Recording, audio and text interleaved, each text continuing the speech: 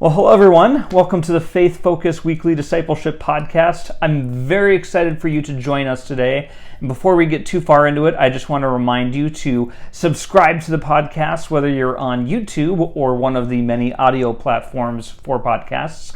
Making sure you subscribe ensures that you get a new episode every week and that you can stay up to date with that.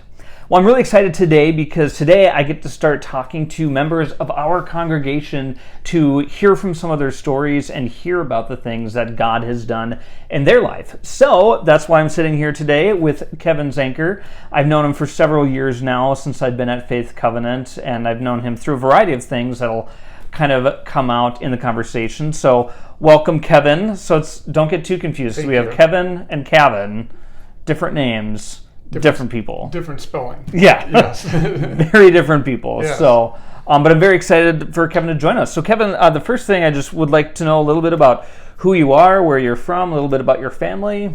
Yeah. Well, first, thanks for having me on this podcast. I was really surprised when you asked me to be on here. Like, who wants to talk to me, right? I do. Yeah. I think the congregation has a lot to learn from you. Yeah. Well, a little about myself. So I was actually born in Iowa. Okay. But when I was, I believe, 5 years old, we moved to Omaha. So I pretty much grew up in Omaha. Went all the way through high school there. And, we went to a Lutheran church there in Omaha. And it's pretty much you had to go. And I went through 3 years of confirmation, 7th through 9th grade. So to me, that was kind of something to get through, and kind of as you went through the final test and get confirmed, then it's kind of big relief.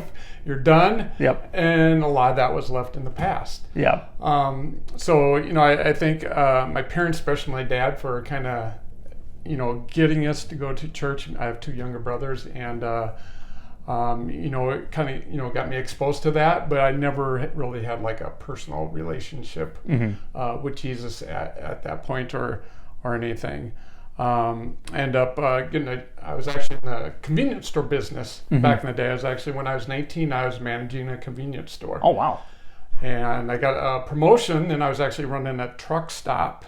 Oh, wow. in Grimes, Iowa, just outside of Des Moines, a few years later. So, in my young 20s, I was doing that. And then another promotion in 91 brought me up to Minnesota, where I was actually supervising anywhere between like 7 or 10 convenience stores. Wow. So it kind of moved up the ladder from, being a cashier to assistant manager, up to being a supervisor. Was quite interesting, but it's being in retail, being available back in the day when you used to have a pager on your hip. Yep. That was very stressful. Oh, yeah. Very stressful. But anyway, that's what brought me up to Minnesota. Yeah. So is Minnesota where you ended up meeting your now wife, or did you meet her previously in Iowa? I actually did meet her here. So Okay. I was living in Eden Prairie at the time, 1994. So we had our first date on May 21st. Okay. I did not have to look that up. It's still in here. And she actually lived in Owatonna at the time. I was in Eden Prairie. And believe it or not, by November, we were already engaged. I believe that. that was, because I just told you. Well, my parents got engaged after 6 weeks of dating, so 6 months is a good amount of time. I mean, my parents had known each other for years at that point, but yeah. So an interesting story behind this.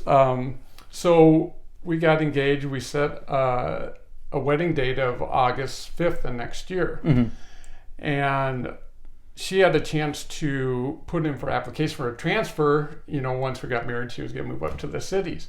And she was told that this is going to take a while, so you're going to want to put in that application now. That I believe was like early December, to hopefully time it out to, around August after we're married, that you can move up. So she did that, and I think in less than a week or two, it was approved. Oh, wow. So she had to move up really quick. You can't say no because that opportunity might not be there. Sure. So here we are in mid-December, and we said, well, if you're going to move up here, I guess it kind of makes sense that we live together, but we didn't want to live together if we weren't married. Sure. So we actually went to a judge with my mother-in-law and a friend, and got married on December 21st of that same year. Now, to backtrack just a little bit, we were already going through premarital counseling with the pastor. I can't remember how frequently it was, but we had already gone through a couple sessions. We didn't tell him that we had did this till after the fact, so we didn't get his permission or anything. Oops. So he was kind of big-eyed when we told him that. So we're actually married now. Yeah, we're actually already married, but we'd like to still have the church wedding. Oh yeah. No. Yeah, and so we still want to continue with the counseling too, I'm sure too. Yeah, because that's great preparation. Yeah, so yeah, we definitely went through the counseling all the way through that. He still decided to marry us in August, where we had family around and had a reception afterwards. So we have 2 anniversaries: December 21st and August 5th. Nice. So. You're not the only person that I know that's kind of had that double wedding situation. So, but I won't say who. Okay, maybe another episode. Another episode, perhaps. But yes. yeah. So, and then you and Chris, your wife, you have one son, correct? Yeah, we got Jacob. We're just so blessed to have him. He is very smart, well beyond Chris and I as far as his how smart he is. He just got a job with the National Weather Service. He's out in Glasgow, Montana, which I found out a while ago is the most remote place in the lower 48. So it's the furthest away from any big cities. Oh, interesting. I would have guessed Wyoming, but Montana does make sense. It's just so big. North. Yeah. Okay. Yeah. So there's. And it's small. It doesn't have a Walmart. So. Oh, okay. Yeah, so that's how small it is. It doesn't that's have a out McDonald's. there. That's out there. Yeah. So. Is that western Montana, central? It's northeast. Okay. Oh, yeah. That area is. Yeah, it's actually arid and has cactus out there. Oh, I never knew that. And I've driven through that area, but there's no mountains or anything on that part of Montana. Yeah, eastern Montana is basically a continuation of North Dakota, I think. In terms of geography, it's just nothing. Yeah, well, he does like the mountains, so at least he's closer. Yes. Yeah. So, that's it. Just the 3 of us. So we've been empty nesters pretty much for 5 years, ever since he went to college at North Dakota. Yeah. So you got your house back, your lives back, kind of after. Well, he never took it. Yeah. We miss him, and then sometimes we don't. I'm sure my parents feel the same way. Thankfully, my parents don't have quite as far to travel to get to me. But well, I know a few years ago, I think you said it was back in 2003. You had some health issues. Why don't you tell us a little bit about that?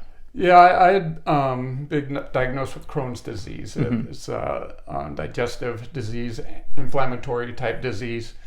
And I was having issues, all kinds of issues, low energy, loss of weight, bloating, severe pain, throwing up.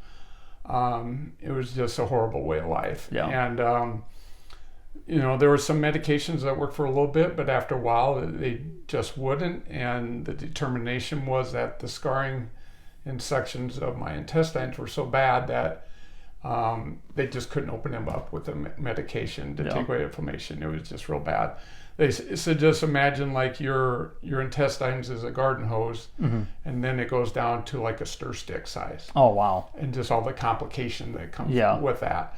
So just not enough space for stuff to go through. Yeah, so a lot of it backed up. There's a lot of pain involved when it's trying to get through, not getting the nutrients that I needed. I mean, get blood tests, my hemoglobin count would just barely be above 0. So I could sleep, have a good night's sleep, and wake up and just feel like I needed a nap again. Wow. So it was pretty hard. So I went to God with a prayer, and I said, God, should I have an operation? Because I know there is risk involved with that, obviously being put under, and it's a pretty serious surgery. Sure. And then 2, I know people that have had the surgery and then they've had it again, and you're limited to the amount of intestine you have too. Because the surgery was to remove that part of the intestine, correct? It was a foot of intestine, and then they were going to restructure 2 other areas, where they could kind of cut it and turn it and then sew it up to open it back up. So it's kind of these type of moments you remember where you are when you say those type of prayers and you get an answer. And I was actually lying down on a couch, and I asked God whether I should have that operation, and immediately I got yes. Wow. And it just blows you away. And when you get an answer like that, you go with it. Yeah. I mean, how can you not, right? Yeah. So I went into surgery, just total peace of mind. I'm not worried about it. Even if I died or something, I had no worry about it. So the surgery was a success. I actually was symptom free for like a full year. Then some symptoms came back. Then I started taking some of the medication again, and it worked now because the scarring wasn't there. Sure. My whole belief from God healing me was that I was to do physical things to help others. Yeah.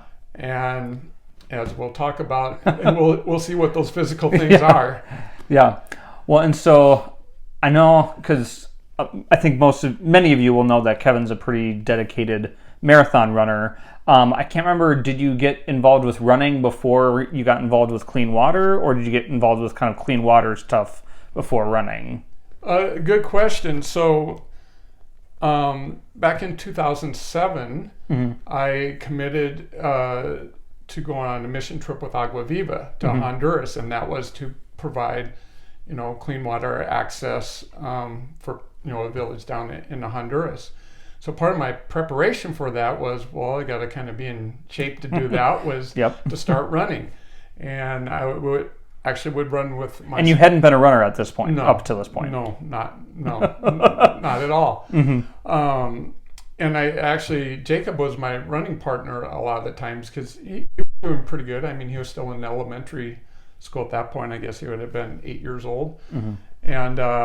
And we actually started doing some races, but it was like 1 mile, 2 mile, 5K races. So it was just part of getting ready to go on these mission trips to Honduras.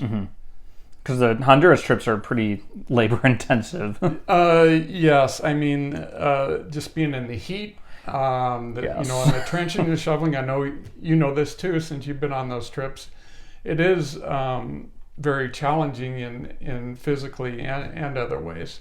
So this was one of my ways to prep for that, is just by running. And so going to Honduras and getting involved with this clean water project, how did that kind of change did it change your perspective on things, and how did it make you see the world in terms of the clean water crisis? You have one of those moments, or I had one of those moments I was there, where each household there has to provide one worker in order for them to have access to the water. And I remember this young girl, Wendy. She was the one working. I mean, a lot of the other ones is mainly men, but here was this young girl. She was a worker, and she worked her tail off. Oh, yeah. And her energy level was just unbelievable. But in that moment, I kind of imagined, okay, what if this was my family's reality? Yeah. What if Jacob had to go down to the Minnesota River and fetch our water? And that to me is totally unacceptable. Yeah. Because that probably is the distance that Jacob would have to walk from your house. Like, your house is probably within 6 miles of the river. Oh yeah, definitely less than that, yeah. And 6 miles is or 6 kilometers is the average distance that a lot of people in the world have to go to get any water. Yeah. I mean, I was kind of, I was prepping for this and reading some notes. You think, what a decision you have to make is, I'm got to go get this water that's going to make me sick, or I don't drink it and die. Yeah. No one should have to make that choice. Right. And, before I left that village, I knew I was going to be back, and actually went on 2 more mission trips for water. So it's just what God had put on my heart, and that was a physical thing for me to be doing at that time, to help others. Yeah. I mean, He healed me to do that. Yeah.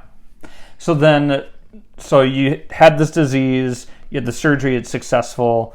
You use that as a moment to kind of prepare for physical works. You get that in Honduras. So how do you get from that point of going on these mission trips and getting involved in bringing clean water to people to then getting involved with Team World Vision and running marathons. Yeah. Because that's a big jump from like a 5K to a marathon. Yeah. Well, kind of in between there, our family actually went down for a visit to Honduras in 2012, and visited the Smokes down there. So Larry Allison and for any of you wondering, the Smokes are a family in Honduras that Faith Covenant supports as a mission outreach. Wonderful, wonderful people. Yes.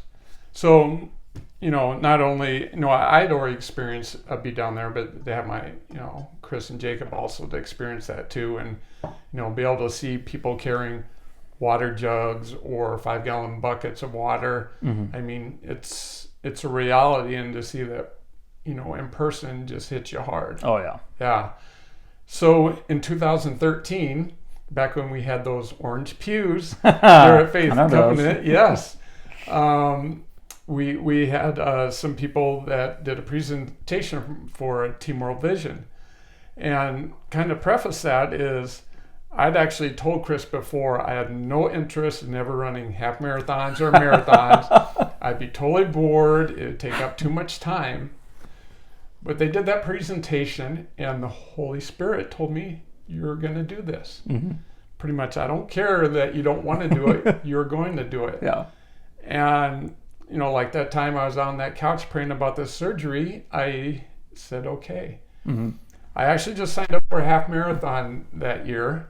And next year I did a couple half marathons. And then it wasn't until 2015, when I was 50 years old, that I ran my very first marathon. Wow. So you're never too old to run a marathon. Kevin is proof of that. And so what was your time on your first marathon? Do you remember? Yeah, it blew me away. So he blows most people away at marathons. So my goal going in, was to be under 3 hours, and some of my half marathon times made that to be realistic. I ended up running 2 hours and 50 minutes my first marathon.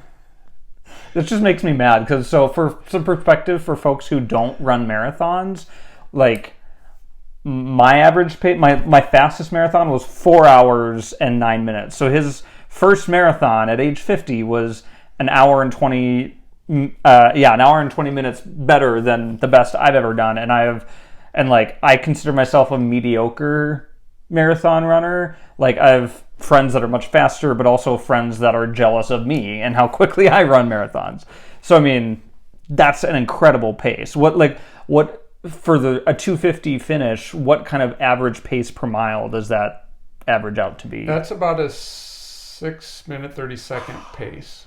I think I could maybe do 1 mile at that pace, but not more than that. Well, I know from your perspective, and I have to think that for other people and their gifts, is to be careful not to be jealous or envious of other people's gifts. Yes, very true. You've run an Ironman. Yes. And great for you for doing that, but I don't see myself doing that, nor do I envy you for doing that. But But I keep telling him he could probably do an Ironman better than I could. But yes, you're right. I mean, it's easy to be envious of other people's gifts, but what an incredible thing to discover that you can run that quickly at 50 years old when you don't have a history of running. That's an incredible God thing right there. Definitely. I mean, all glory to God for that and the journey he's brought me on. People have sometimes asked, well, what could you have done when you're in your 20s or something like that, And I said, maybe there was a little bit of hint of that gift then, but at that time, before I was a believer, I don't think I would have done it for God's glory. I would have been doing it for myself. Yeah. And he would be more glorified as he brought me along this journey to that point. Yeah. That let him know for sure this is God's doing it, not my own. Yeah. So. Yeah. Well, so that's when 2013 was when you first got involved with Team World Vision. You ran your first marathon with Team World Vision in 2015. So for those of you who don't know what Team World Vision is, can you explain a little bit about what that is and why you run marathons with them? Yeah, so Team World Vision is a part of World Vision, and their goal is to have endurance events where they have participants that raise money to help bring clean water access to people for life. So their kind of motto is, for $50, you can provide clean water access to another for life. So we're out there doing the hard things, running marathons, and we invite other people to help, bring clean water access to others. All while World Vision is a Christian organization, of course, and they're sharing the gospel to those that they serve, where they're providing water. Mm-hmm. And so this is kind of how I got to know Kevin, was through Agua Viva, that same group that went to Honduras, because we met at different Agua Viva events, and then we also got to know each other through Team World Vision, through group runs and different events for that as well. I got involved with Team World Vision in 2014, so you actually ran a marathon before me. Yeah. You've done much faster than I have. Anytime it's marathon day that we're both running the same marathon, I hit a point probably when I'm at mile 15, I'm like, Kevin's probably done now.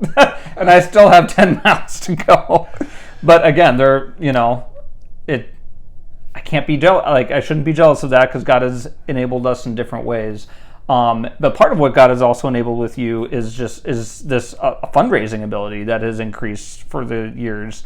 What has that been like to see God grow the amount of dollars that comes in through your efforts? Yeah, as challenging as training and running a marathon is, fundraising is equal, and for some people even a bigger beast. Yes. Yeah. And that's just something that it's a skill, it's a gift that's kind of grown through the years, because I didn't raise that much to begin with. But a big thing that Team World Vision says, never say no for anybody. Yeah. Don't deny them the opportunity to be a part of a solution. Yes. And so though I may do social media posts, I will email people, I will text some people, I will meet people in person. But I try not to be a pest about it. Try to spread it out a little bit. It's a hard line to know where that is with each different person, too. It is, but that's actually part of my prayer life, too, is knowing when to pause, to give it a break, and when to ask, or even to specifically ask someone about it. I actually had once someone, I felt urged to ask them to donate $2,000. And they did. Wow. So that was a specific ask. Yeah. And they did. But, And how did you come up with that number? I don't even remember if it was, to get to a certain level or goal or something like that. I don't recall that aspect of it. Mm-hmm. I just remember, I had a specific person to ask, and they did. Wow. What's really amazing about this, this is my 10th year with them. And just, there's people that have been with me the whole time. Mm-hmm. They'll give year after year, multiple times within a year. And there's just such beauty in that, I can be running, there's people that are donating, there's people that are encouraging, there's people that are praying for me, family that are supporting me. And just seeing that all come together is just pure beauty to me. Part of what's beautiful of that too is that there are so many different roles. So somebody who can't donate $2,000 can still be praying for you, and that's just as vital. Oh yes, and I definitely. I had someone to say, I can give you a check for $26. I know it's not that much, and I said, you know what, please don't say that. It means everything. It adds up. It definitely adds up. Every little bit adds up. So no gift is too small, that's for sure. Well, that just reminds me of the story in the Gospels about the widow with her 2 coins that she gives. Jesus says she gave everything she had. These Pharisees or these rich people, they're giving all this and great, but sometimes that smallest gift makes the biggest impact on people.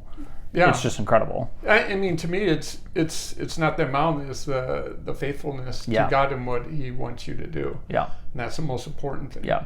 Well, and you've experienced a lot of God's faithfulness through the journeys. So I know part of what's incredible about what you do is the discipline that it takes to be able to run the way you do. That's a pretty high level of discipline with, consistency of workouts and the kinds of workouts and the diet and all that. And how does that for you, how does that kind of correlate to spiritual discipline?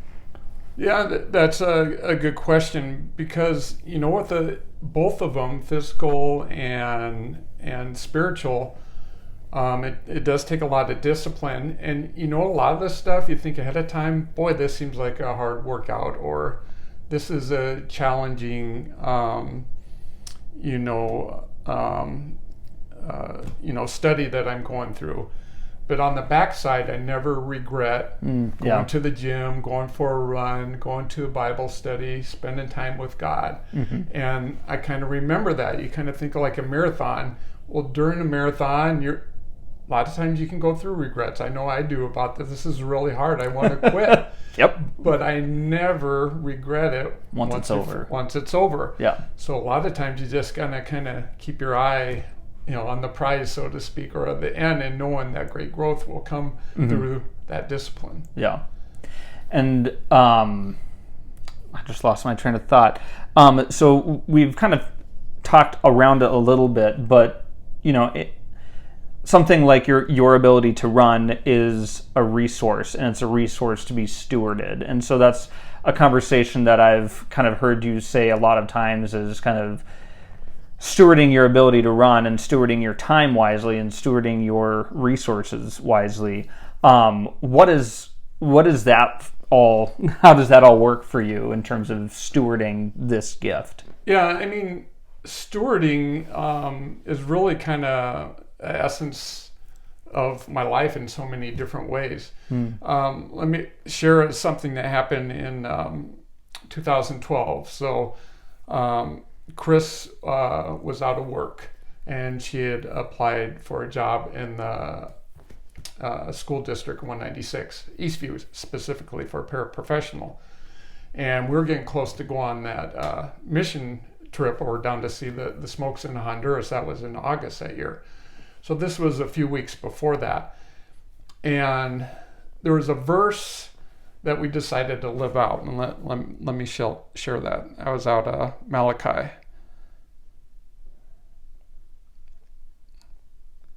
So this Malachi 3:10, it says, "Bring the whole tithe into the storehouse, that there may be food in my house. Test me in this, says the Lord Almighty, and see if I will not throw open the floodgates of heaven and pour out so much blessing there will not be room enough to store it." So in that verse, there is trusting God. So we decided, leading up to that time, that we were going to tithe as if she had already received that job. Wow. So, that's a big leap of faith. That is a big leap of faith. So, whatever percentage we were doing then, we started tithing as if she was going to get that job. We went on the trip to Honduras. We had no communication to back here. When we got back, she had a message that she had gotten the job. Wow. That's so awesome. So she's now, since then, has been a paraprofessional at Eastview High School. So, I mean, that's that verse, with flesh, we lived it out. And it's just awesome how God rewarded our faithfulness. Oh, yeah. We weren't we're hoping for that, but our job was to be faithful and do the tithing before we knew that she had the job. We had no idea. That's awesome. Where we live in a townhouse. It's pretty small, 2 bedrooms, but we know by keeping the cost down of living that we can tithe more, we can help others, we have more margins to help others. We got out of debt quicker, out of our mortgage, and so we allow that. And like I said, a steward with the time, always kind of leaving margins for stuff that comes up to be able to help. I just don't like to be continually busy. I don't mind being busy, but I need those margins just one to relax for myself, but be able to help others. Yeah. And part of why I've always been impressed with your stewardship is because since he is so fast, he easily qualifies for the Boston Marathon, which is like, the world's most renowned marathon, or probably it's probably the hardest one to get into, I would think, right? Probably, yeah. Yeah. So he easily qualifies it for my age group, and for your 50s age group, no question that he'd be in if he wanted to be in.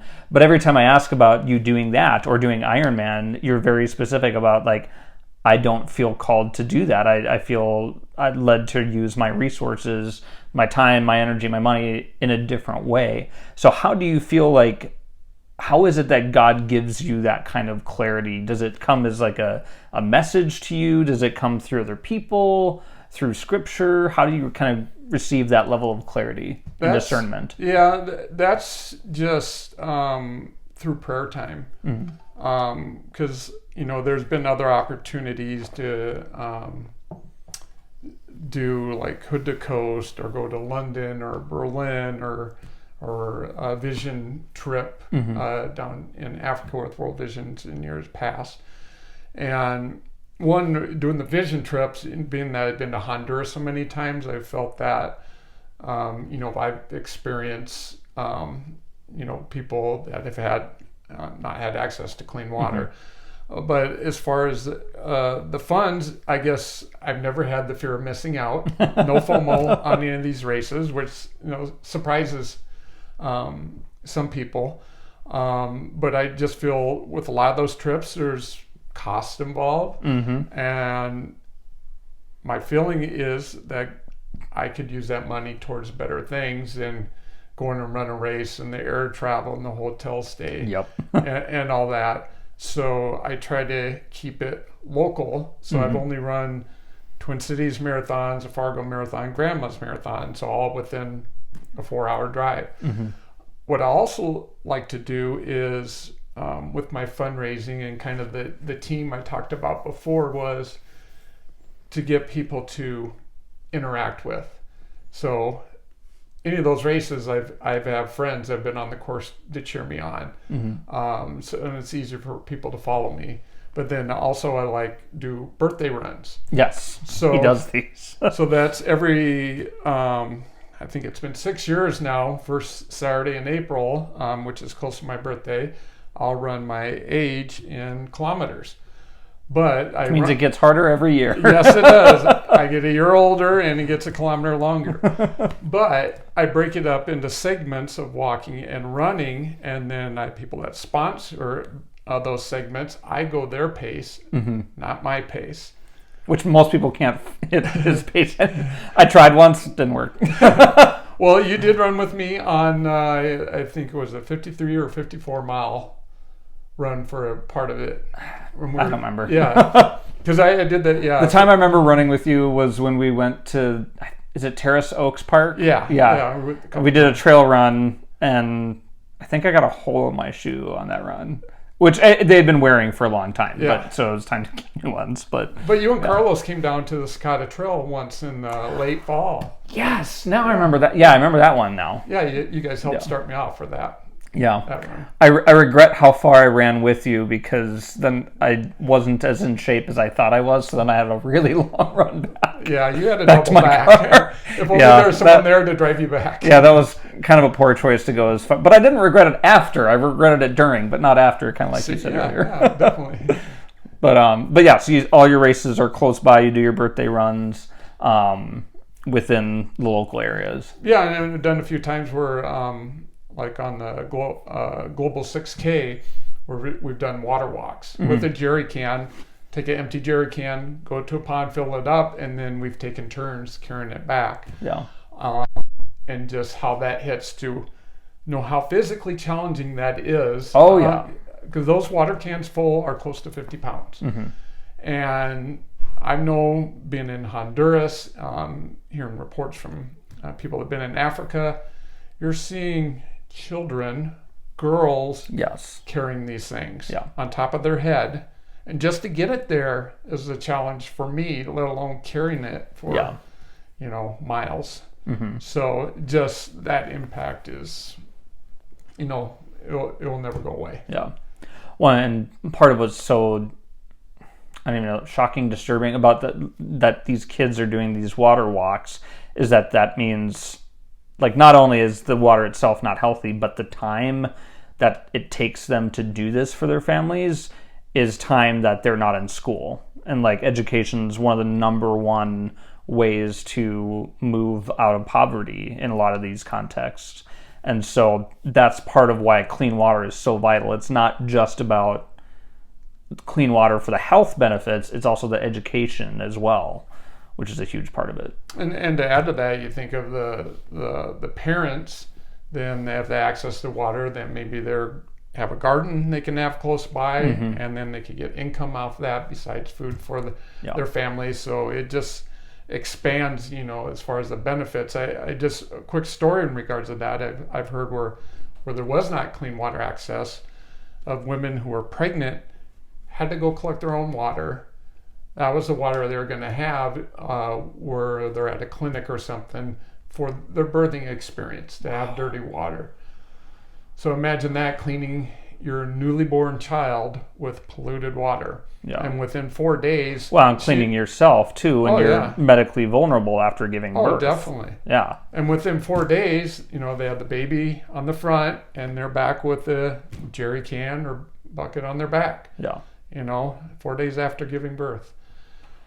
Again, that's just not acceptable to me. Oh, no. Well, I mean, it's just so far beyond our reference of what is normal. Because, like, even in where I was living with my parents, I counted how many clean sources of water, how many sources of clean water are in my home. And even now in my condo that I live in, I have my kitchen sink, the 2 bathroom sinks, 2 shower heads, 2 bath faucets. So that's 7 sources of clean water within, a few hundred square feet. That's totally normal for us. But that's, when you think about the global context, that's an extreme level of luxury. And we just can't even fathom that. Might I add that the water that goes in your toilet is drinkable? Yeah. Well, and I've also thought about that. So then that brings it up to 9, and then I could think of, the washing machine. You could probably drink that somehow. So that's a 10th source. The dishwasher, 11.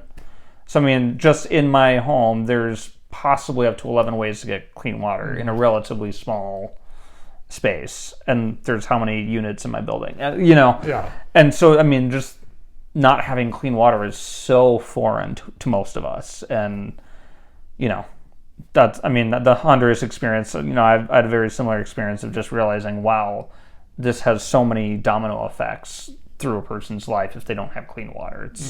It's staggering. Some of the last questions. What are some of what is maybe the greatest gift and the greatest challenge of your running ministry so far? This one I had to think about because there's so many things. So let me just take a quick look at my... I'm still realizing gifts. When I got, a couple of nights ago, I was receiving a gift in my run from God. I was just like, oh, wow, this is teaching me again. So the greatest gift, this isn't counting I don't know the impact, with Agua Viva, but so far with my almost 10 years of Team World Vision, 1,574 people ever received clean water access. That's staggering. So that's the greatest gift of the running ministry by far. Something I mentioned before is, I don't know if you're just asking for one thing, but I guess then this is a tie for first, maybe. Just the team aspect of Team World Vision that I kind of talked to before, just whether it's teammates, donors, people that pray, encourage, help on the course, whatever. Just the beauty of all that is really good.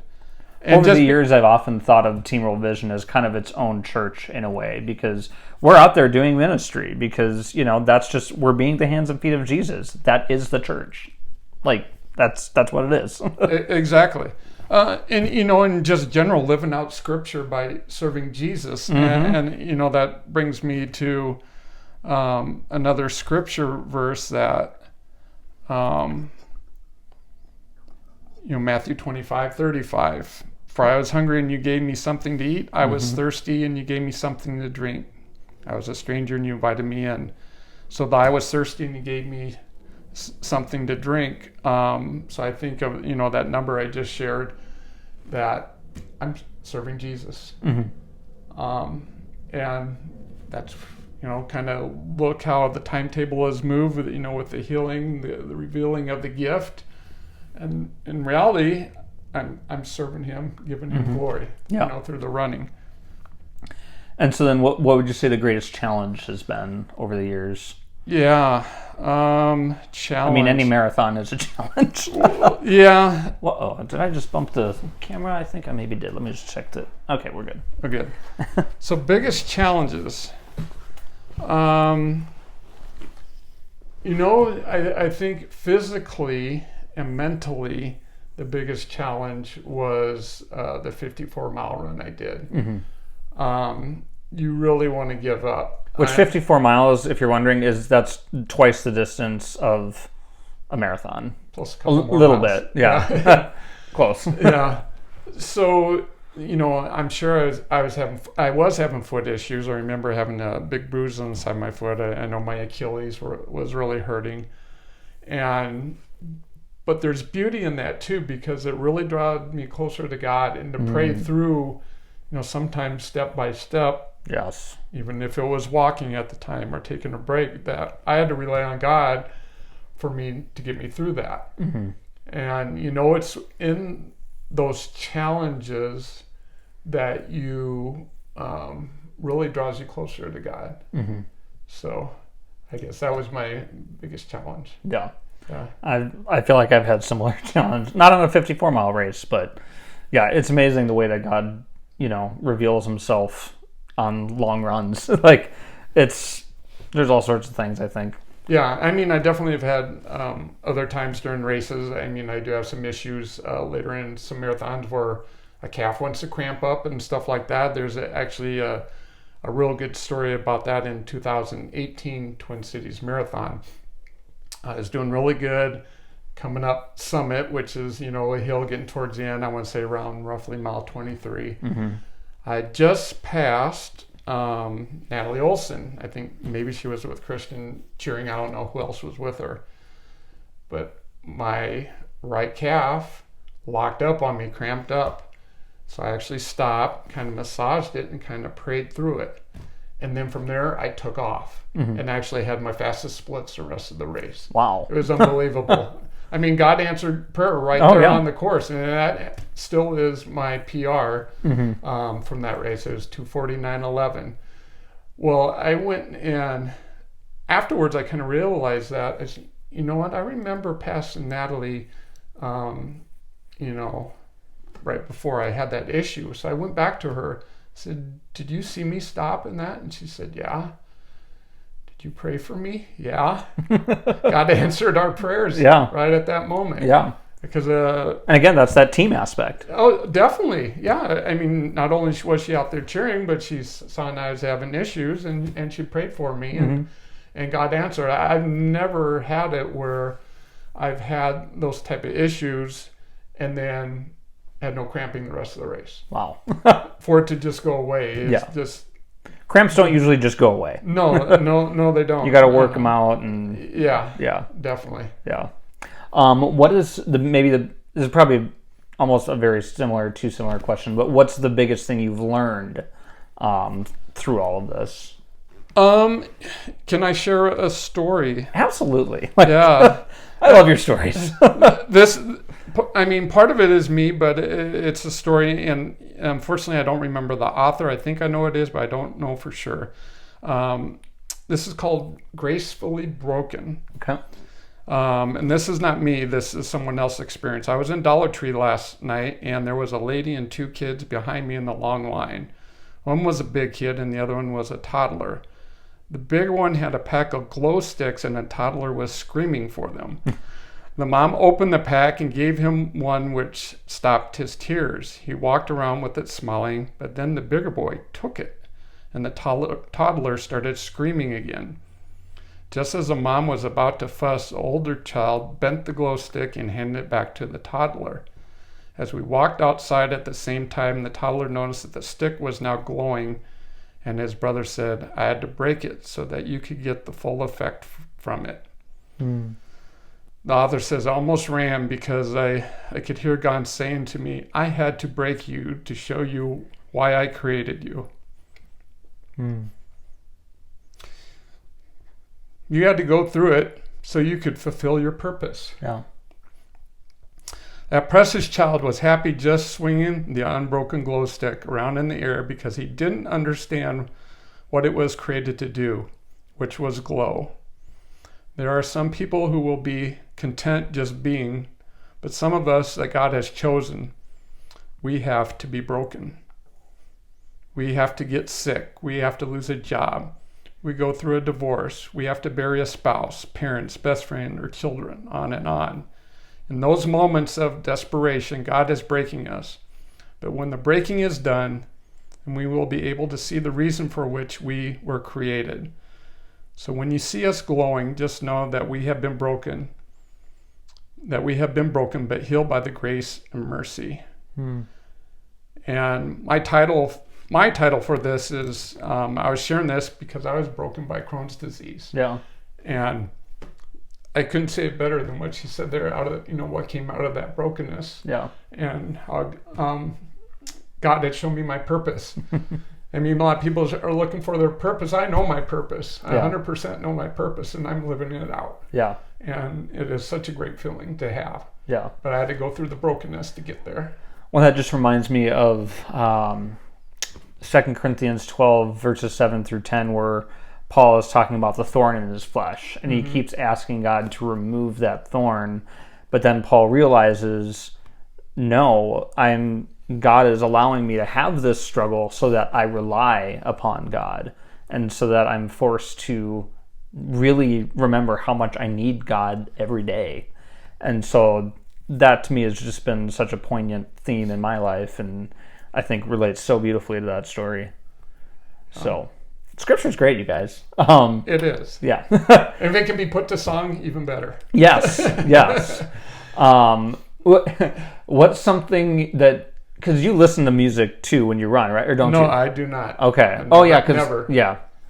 I like to be in tune to my surroundings. Yeah. And it's a good time to be in prayer, and that too, so I don't need that distraction. Yeah. Well, and also I just remember, for most marathon finishers and marathon runners, they don't mind if you listen to music because most people are not elite runners. But the elite runners, they actually do monitor somewhat, right? If you're listening to music, because in theory, you could time yourself or that's why they say. I don't know all that because I don't, but I'm assuming that maybe they could get correspondence from other people or something like that. Maybe somewhere else is on the course. Yeah. So that's kind of fun. So they would actually monitor that for Kevin because he actually finishes marathons quickly, but they don't care. I'm not that fast. I would be considered more like a sub-elite or something like that. So. Sub-elite, yeah. Okay. Well, you just ran Grandma's a couple weeks ago. Yeah. And your marathon time was 2:50? Correct. So he's getting the same, he's not getting worse as he's aging. So he's an incredible runner. And you know what? I'm still in awe of what God can do with me. Yeah. I definitely look a lot older than I did when I first ran my marathon. I'm 57 now. But if you just looked at my times, you wouldn't know it at all. Yeah. And it's just a gift. Yeah. And I just give God all the glory for the gift. Yeah. Because there's no way that a person just can run that quickly. I mean, yes, hard work is part of it, but you also have to have a gift. Yes. To run that at that level. Yeah. And he's giving me the discipline to see it through. Some people may think, well, running's easy for you. It's not. I actually have fears, doubts of my capability, even of some workouts. If I have an interval where I want to hit certain paces on my interval workouts on the track, am I going to be able to do this? I have that. Oh, yeah. So there's actually prayer that goes into that. God protect me, keep me away from injury, and help me to do the best of my ability that you've given me. Yeah. So that's part of my prayer life. And I mean, technically, if you think about it too, the faster you run, the more likely injury is. Just when you increase the speed of anything, like a car, that increases the potential of damage. Yeah, and you see that actually in, if you're doing higher mileage too in your workouts. Yeah. Yes. I actually used to peak at like low 70s miles per week, in the marathon build-up. So I was running like 6 days a week. Now I only run 4 days a week, and my top weeks is like 55. Yeah. But instead of doing some of those slower 8-mile recovery type days, I now do cross training. So that's a way to kind of keep the body still healthy and take away a couple days where I'm not, running, taking the pounding. Well, yeah, and I've noticed that too. Like the year where I did the most cross training was the year that my running was probably the best. But I haven't done much of that the last couple of years. I need to get back into the cross training more strongly. But I thought I had one more question that I was just making up off the top of my head. Oh, yeah. So it'll be a week ago for the podcast, but it was 2 days ago for me. But I just recorded an episode of the podcast where I talk about how important rest is. For running at that level, you have to be really intentional about rest as well. So what does that look like for you? 1 day a week, usually it's Tuesdays. Actually, this week it's Friday. I give myself a body Sabbath where I don't go to the gym, I don't run, I don't do anything, physical besides me walking around or something like that. Yeah. And the other thing I do is I get lots of sleep. I think I probably average about 8.5 hours of sleep. Nice. So those things definitely keep me healthier, and then taking a day off saying, I'm trusting in you, God, and you gave me a day of rest to rest my body, because as you get older, you need more of that recovery time. So I'm trying to work smarter, not harder. Yeah. Well, because the reason I thought so much about that was a couple nights ago I did an interval run where this will be repeat for anybody watching, but I did 3 minutes run, 1 minute walk, and that made me faster than not doing that to build in intentional rest. So I'm on this big intentional rest kick right now. So, well, is there any other last bits of wisdom that you would just like to share with people? Just something related to anything while I have you. Is there any last things that you want to share with our audience? Well, maybe we take this moment to quick look over our notes and see if we go ahead. missed I think I got everything I wanted to ask, but yeah, if there's anything else that you want to add about anything, this is your opportunity to just tell the world, these are the thoughts of Kevin Zanker. What would you like to say while you have the platform? I really didn't get into, how I became a believer. Oh, that's right. Yes. I want to hear that. Yeah. So I actually wasn't until I was adult, till I was married, that I actually accepted Jesus Christ as my Savior. And I give a lot of the credit to Chris. She had given me kind of a New Testament study Bible calling Knowing Jesus Personally. And in front of there was, I don't know if it's called 4 Spiritual Laws. I was actually bedside, went through the 4 spiritual laws, and accepted Christ as my Savior then. Wow. So it wasn't until adult that I did that. Yeah. So. And you still had that church background because you talked about confirmation, but for you it just wasn't a personal relationship with Christ up until adulthood? Yeah, there was some head knowledge and stuff like that, but that was pre-surgery that I had that, so that was kind of part of the continuum that I guess I kind of skipped over, as far as my build-up. Yeah. It was once I'd done that, and then the prayers, for the healing and everything else that we had talked about. Yeah. Sounds good. Anything else that's on your mind or on your heart? No, I think that's the gist of it. I think I got to share the big stories that I mentioned. So sounds good. Yeah. Well, we're very grateful that you could come and join us today. And if you would like to support Kevin in any way, you can search for him on the Team World Vision site. Just type in Kevin Zanker, where there's like a little fundraising bar at the top that says fundraiser search. You can just type in Kevin Zanker for that, and you can if you're friends with him on Facebook, he also posts it there. So yeah, you can support him financially through Team Real Vision on that. Also, I'm sure he would love your prayers. Anytime you want to go cheer on at the marathon. The marathon this year is October 2nd in Twin Cities. That's correct. Yep. So it's seriously, it's so much fun to go watch the marathon, because you just see incredible stuff watching people run. It's so great. So yeah, we would love it if you would make time for that. And I also want to say, starting next week, we have a podcast series of episodes about mental health that I'm really excited about. I'll be having some guests join me to have some of those discussions. So please stay tuned for that. Thank you so much for watching or listening today, and we hope you have a wonderful day.